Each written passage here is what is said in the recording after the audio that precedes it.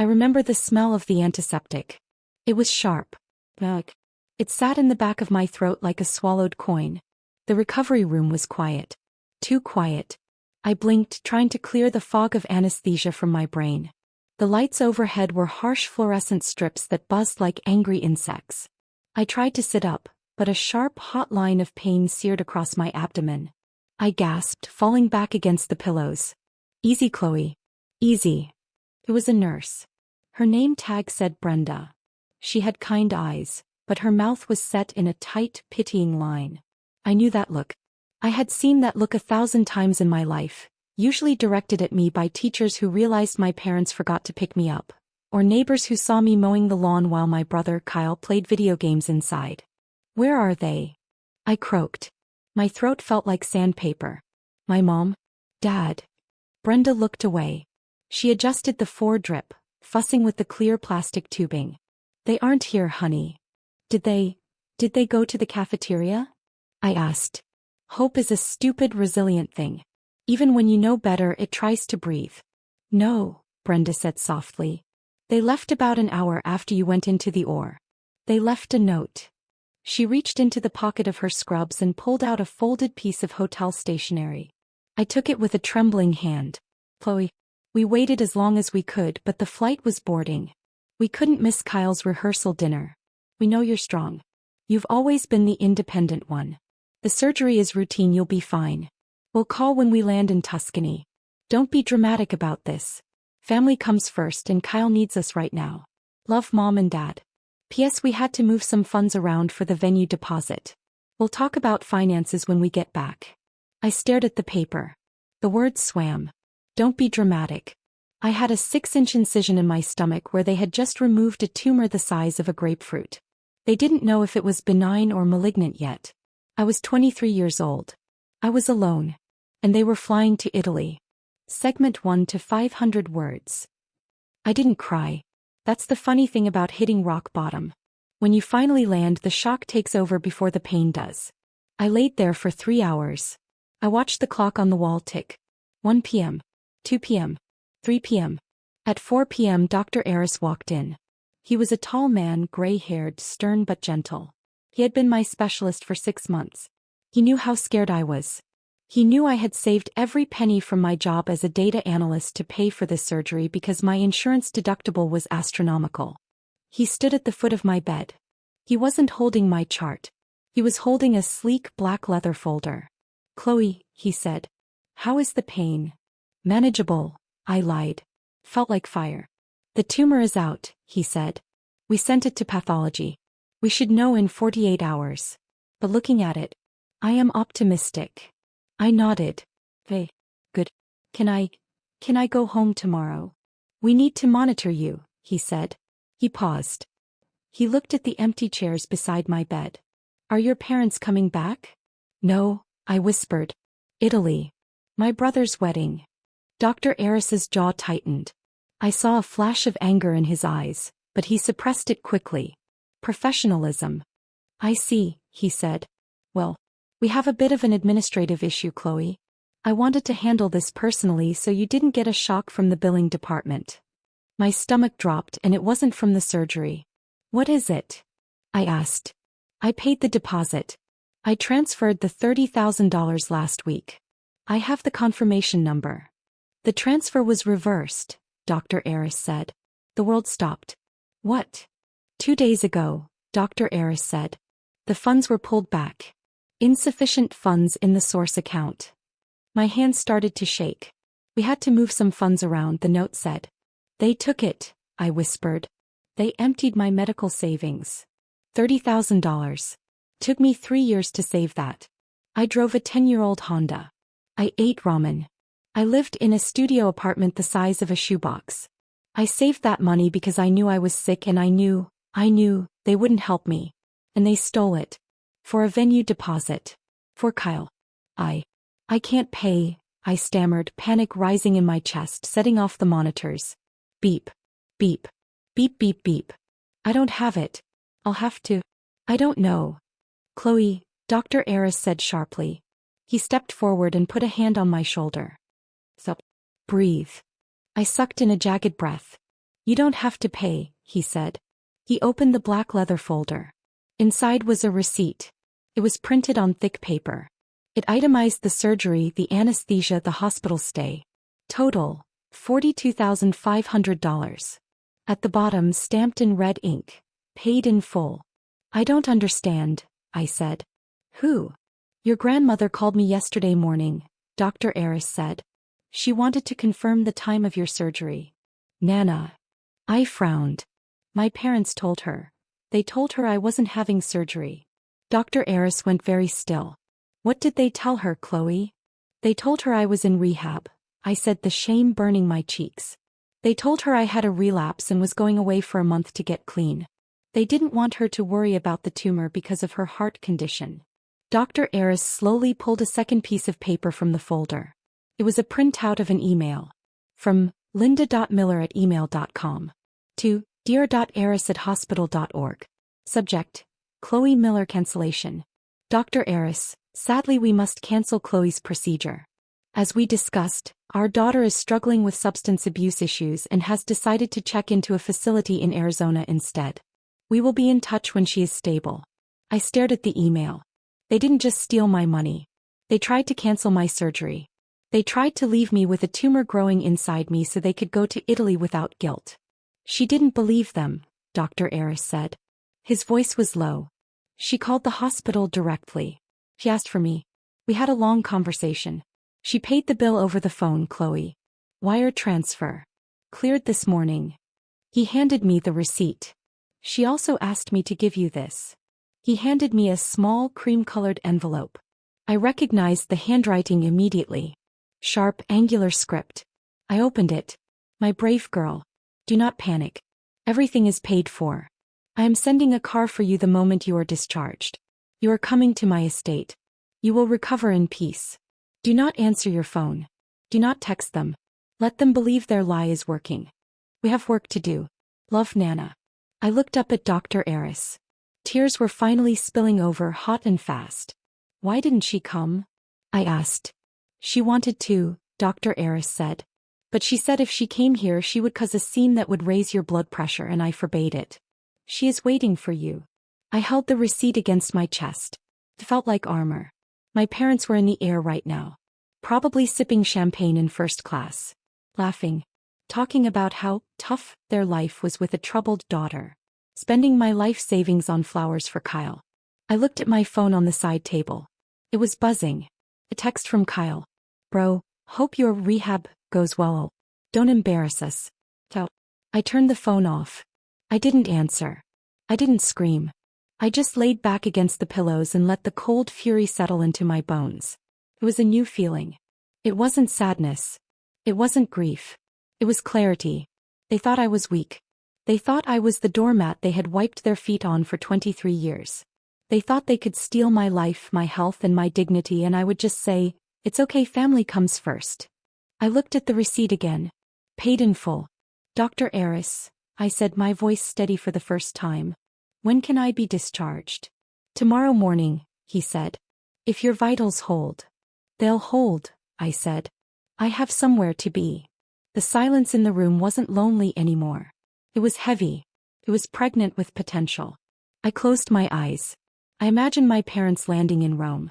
I imagined them turning on their phones, expecting a groveling text from me, begging for money, begging for forgiveness for a drug addiction I didn't have. They would get nothing. Silence is a loud sound if you listen hard enough. And for the next 3 weeks, my silence was going to be deafening. Nana's estate was a fortress. It sat on 10 acres of manicured gardens, hidden behind iron gates that looked like they could withstand a medieval siege. I spent the first week in the guest wing. It had silk sheets. It had a view of the rose garden. It had a private nurse Nana had hired, a woman named heavy-set woman named Carla who made me bone broth and didn't ask questions. Nana came in every morning at 9 a.m. sharp. Eleanor Vance was 78 years old. She walked with a cane not because she needed it but because she liked to point at things with authority. She was worth $50 million, money made from a textile empire she built after my grandfather died. She sat in the velvet armchair by my bed on the 3rd day. The pathology report came back, she said. My heart hammered. And benign, she said. She didn't smile, but her shoulders dropped an inch. You are going to live, Chloe. I let out a breath I felt like I'd been holding since I was 12. Thank God. Yes, Nana said. Now. To business. She opened her iPad. She was more tech-savvy than my brother, despite being 3 times his age. They have called me 6 times, she said. Your mother. She says the wedding is stressful. She says the venue demanded an extra 10,000 euros for unforeseen catering costs. I winced. Did you give it to them? Nana looked at me over her reading glasses. Do I look senile to you? No, Nana. I told them I would look into it, she said. I told them I was having trouble with my bank login. I played the confused old woman. It bought us time. She tapped the screen. I need you to log into your bank account, Chloe. The one they raided. I pulled up the app on my phone. My hands were shaking again. I handed it to her. Nana scrolled through the transaction history. Her eyes narrowed. Here, she said. October 12th. Transfer out. $30,000. Destination, K&J Wedding Fund Joint Checking. They didn't even hide it, I said bitterly. Arrogance is a flaw, Nana said. They assume you won't do anything. They assume you are still the little girl who apologizes for taking up space. She looked at me. Are you that girl? I touched the bandage on my stomach. I thought about the fear. I thought about waking up alone. No, I said. Not anymore. Good, Nana said. Then we begin the audit. For the next 2 weeks while I healed we worked. We became spies. I couldn't travel but I could dig. I knew my mother's passwords. She used the same password for everything. Kylestar 1998. I logged into their credit card statements. I logged into their emails. What I found made me sick. It wasn't just the 30,000 for the venue. I started a spreadsheet. Nana called it the Ledger of Sins. Item 1. $4,500. Tuxedo fitting for Kyle. Paid for using my emergency car repair fund they had access to since high school. Item 2. $12,000. First class upgrades. Charged to a credit card they opened in my name 3 years ago, to help build my credit, which they promised never to use. Item 3. $800. Spa day Tuscany. Date the day of my surgery. I read that one out loud. $800. On a massage. While I was being cut open. Nana was sitting at her mahogany desk reviewing her own will with a red pen. She didn't look up. Add it to the list, she said. Her voice was ice. Every penny. Then the phone rang. It was them. Nana put it on speaker. She nodded at me. This was the test. Mom. I answered. I forced my voice to sound weak, groggy. Chloe. My mother's voice was breathless. There was music in the background. Oh, thank God you picked up. We've been so worried. How is Arizona? They thought I was in rehab. It's hard, I said. The therapy is intense. Well, you need it, she said quickly. You've been spiraling, sweetie. We all saw it coming. Gaslighting. Pure and simple. I hadn't taken so much as an aspirin in 3 years. Listen, she continued, her tone shifting from fake concern to urgent demand. We have a tiny problem. Kyle's card got declined at the rehearsal dinner venue. It's a bank error, obviously, but we're standing here with the owner and it's so embarrassing. Oh no, I said. That sounds terrible. It is. Look, I know you don't have access to your accounts while you're in treatment, but do you remember the login for that investment account? The one Grandma set up for you when you turned 18? The trust. There was 50,000 in there. It was meant for a down payment on a house. It was the only money I had left that they couldn't touch without my direct authorization. I think so, I said. Great, she said. Just text me the password. We'll pay you back as soon as we get home. I promise. We just need to clear this bill or they're going to cancel the reception. I looked at Nana. She was watching me, her pen hovering over the legal document. I can't send the password, Mom, I said. They took my phone. I'm using the landline in the common room. I only have 2 minutes. What? She sounded frantic. Well, call the bank. Authorize a transfer. I can't, I said. I have to go to group therapy. They're calling me. Chloe. Don't you dare hang up. This is your brother's wedding. I'm sorry, I said. I have to go. Give Kyle my love. I hung up. My heart was pounding against my ribs. Well? Nana asked. They want the trust, I said. Of course they do, Nana said.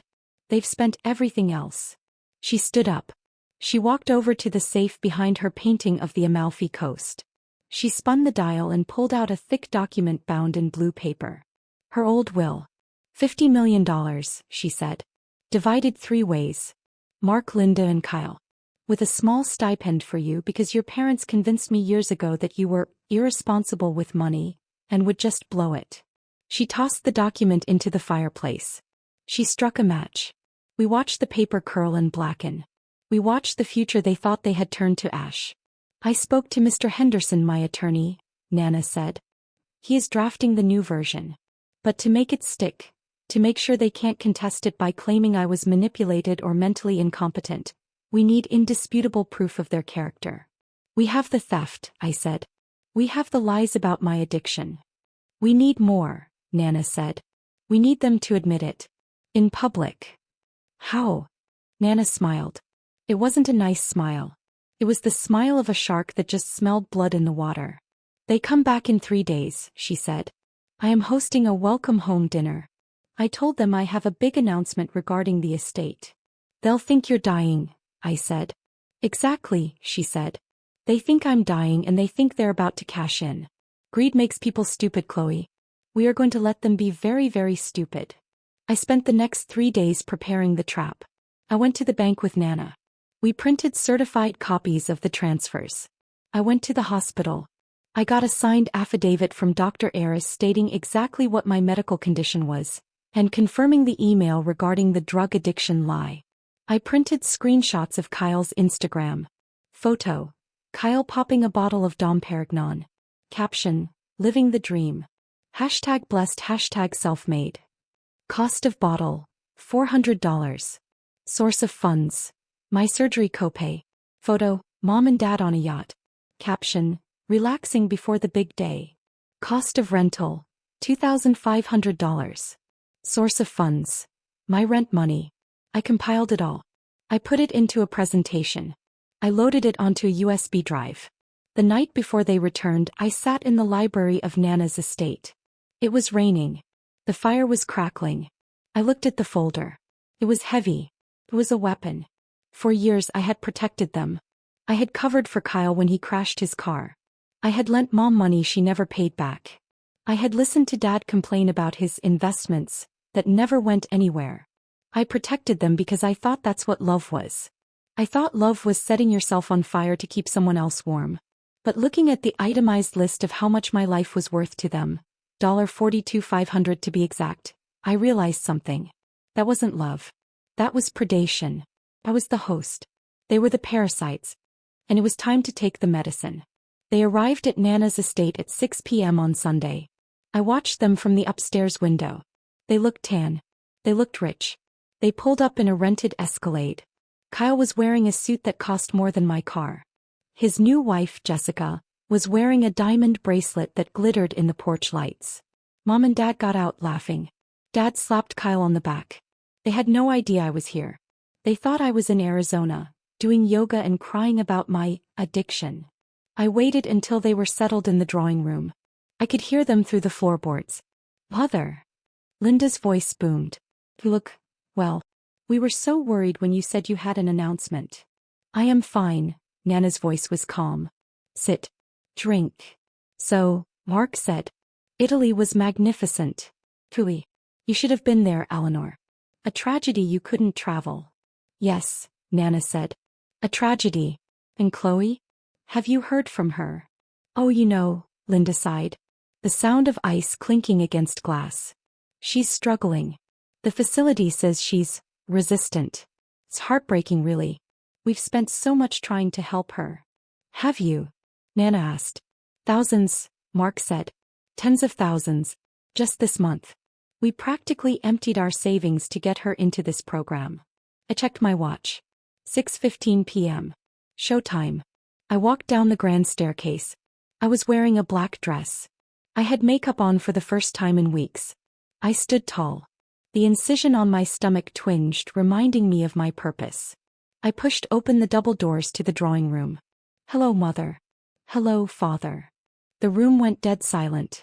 Linda dropped her glass. It shattered on the hardwood floor, sherry splashing everywhere. Chloe, she whispered. What are you doing here? You're supposed to be in Arizona. Am I? I walked into the room. I didn't sit. I stood behind the vacant armchair, gripping the back of it. Funny. I thought I was recovering from surgery. Kyle scoffed. He was lounging on the sofa looking bored. Surgery? Drop the act, Chloe. Mom told us you were on a bender. Did she? I looked at Kyle. Did she tell you she paid for your venue deposit with the money I saved to remove a tumor? Kyle frowned. He looked at Mom. What is she talking about? She's delirious, Linda said quickly. She stood up, her face pale. Chloe, sweetie, you need to lie down. You're having an episode. Mark, call the car. We need to take her back to the facility. Sit down, Linda, Nana said. Her voice wasn't loud, but it cracked like a whip. Mother, she's sick. Linda cried. She needs help. She needs the truth, Nana said. And so do I. We have the truth. Mark blustered. He stood up, puffing out his chest. Look, Chloe, I don't know why you're here to ruin Kyle's moment, but we're here to discuss family business with Nana. Serious business. Ah yes, Nana said. The announcement. Right, Mark said, smoothing his tie. You mentioned estate planning? The greed was so naked it was almost funny. They were literally standing over the shattered glass of a drink they dropped, ignoring their daughter who looked like a ghost, asking about their inheritance. Yes, Nana said. I am making changes to the trust. Finally, Kyle said. Look, Nana, me and Jess are looking at this place in the hills. It's perfect, but the down payment is steep. If we could get an advance on the... There is no advance, Nana said. What? Kyle froze. There is no advance, Nana repeated. Because I'm not just changing the timeline. I'm changing the beneficiaries. She gestured to me. Chloe has prepared a visual aid. I pulled a remote out of my pocket. I pointed it at the large flat-screen TV mounted above the fireplace. The screen flared to life. Slide 1. The diagnosis. Scan of my tumor. The date stamped clearly in the corner. This is what was inside me while you were tasting wine in Tuscany, I said. Chloe, that's disgusting. Jessica wrinkled her nose. Slide 2. The receipt. Dr. Eris's receipt. $42,500. Paid by Eleanor Vance. This is the bill you stuck me with, I said. After stealing my $30,000. We borrowed it. Mark shouted. We were going to pay it back. It was a liquidity issue. Slide 3. The email. Subject. Chloe Miller cancellation. Text. Our daughter is struggling with substance abuse. The room went quiet. Even Kyle looked uncomfortable now. You tried to cancel my surgery, I said. You told the doctor I was a junkie. We were trying to protect your reputation. Linda stammered. We didn't want people to know you were sick. It looks bad. It looks bad. I laughed. It was a dry, hollow sound. You know what looks bad, Mom? Fraud. Slide 4. The wedding costs. The spreadsheet. The judge's list. I read it out loud. My voice fell into the cadence I had practiced. October 15th. $4,000. Floral arrangements. Paid from Chloe's savings. October 16th. $2,000. Vintage wine service. Paid from Chloe's emergency fund. October 17th. $12,000. The dress. Paid via identity theft on credit card ending in 4598. I looked at Jessica. Nice dress, by the way. I hope you enjoyed wearing my credit score. Jessica looked down at her hands. She started to inch away from Kyle. This is ridiculous, Mark shouted. This is a violation of privacy. Mother, tell her to stop. Nana stood up. She leaned heavily on her cane. No, she said. I think she's just getting started. You want to talk about finances? I asked, looking at my father. Let's talk about the house. The house. Mark went pale. The house I pay the mortgage on, I said. The one you live in. The one you told me was in your name, but I found the deed. It's in my name. You put it in my name 7 years ago to hide assets from the IRS, didn't you? Mark didn't answer. He couldn't. I spoke to a real estate agent yesterday, I said. Since it's my house and I'm financially irresponsible, I decided to sell it. You can't. Linda screamed. That's our home. It's an asset, I corrected.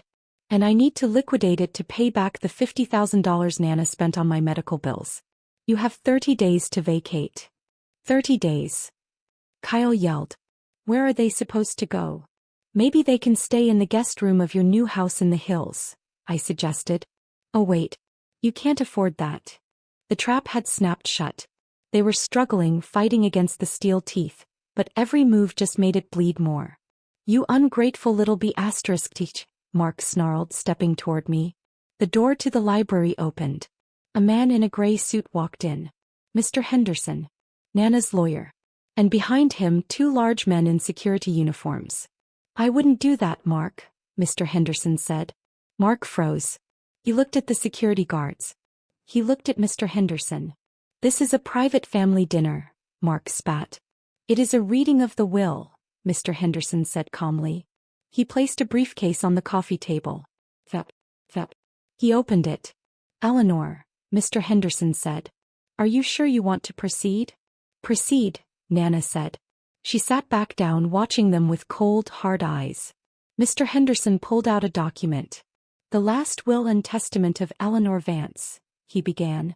Article 7, Distribution of Assets.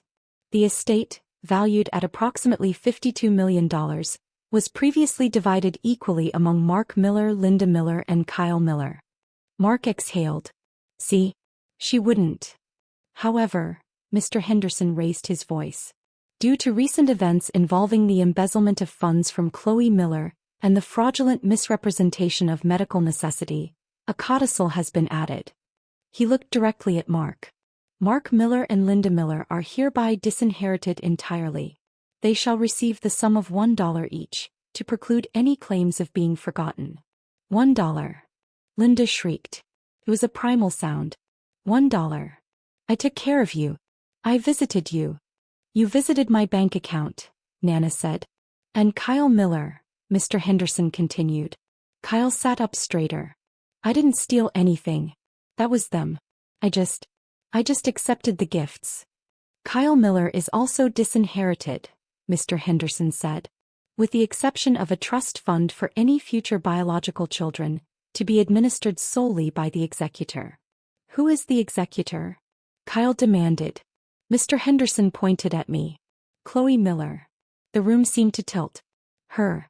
Kyle laughed. It was a desperate, manic laugh. She can't run an estate. She's a data entry clerk. She is the only person in this room who has never asked me for a dime, Nana said. She is the only one who worked. She is the only one who saved. And she is the only one who stood by me. I'm your son. Mark shouted. He turned to Nana, his face purple. You're choosing her over your own son? I am choosing the person who didn't leave her child to die on an operating table so she could eat pasta in Italy, Nana said. Her voice didn't waver. You left her, Mark. You left her alone. You stole her safety. You stole her health. And then you lied to me about it.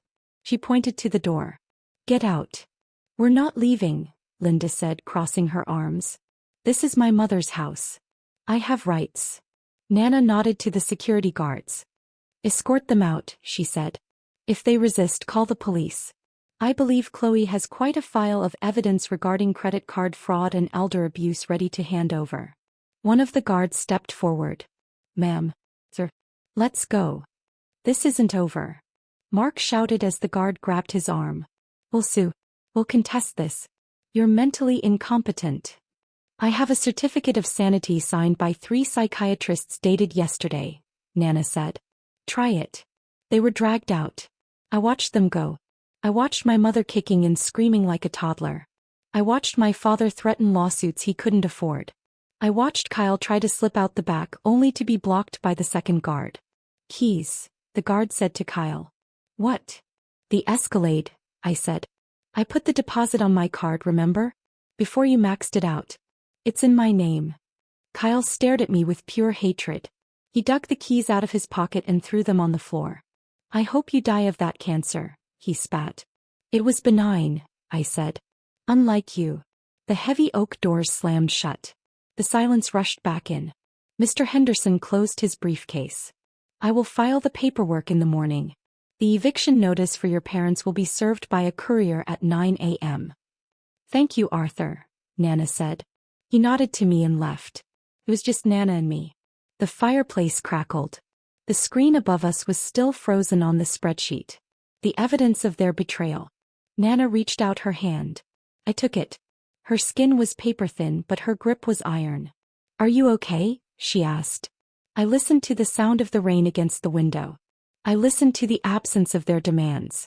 I listened to the quiet. I don't have parents anymore, I said. The realization was a dull ache.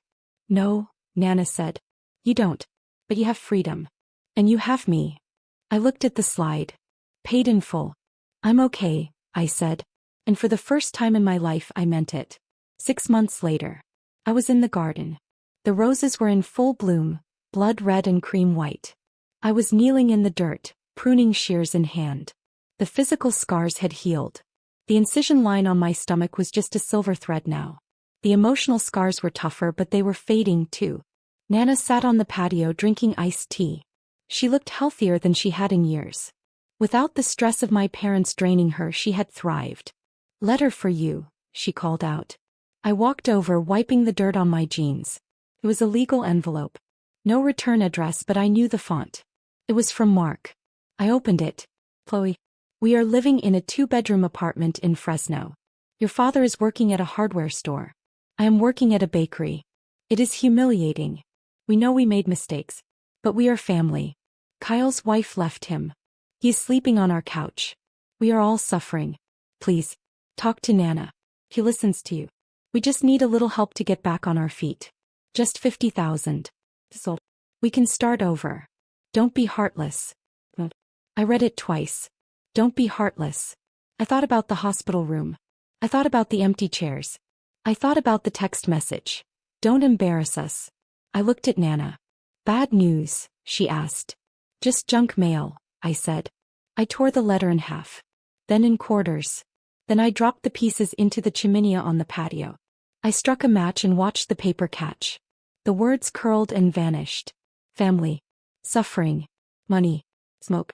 Are we still on for Italy next month? I asked Nana. She smiled. Absolutely. I've booked a villa. Not for a wedding. Just for us. For pasta and wine and art. Sounds perfect, I said. I didn't hate them anymore. Hate takes energy. Hate requires you to care. I felt nothing. I was the provider. They were the parasites. And I had finally applied the pesticide. The fire burned down to ash. I picked up my pruning shears and went back to the roses. There were dead branches that needed to be cut away so the new blooms could grow. It was hard work, but I didn't mind. I had a future to build. And this time it was all mine.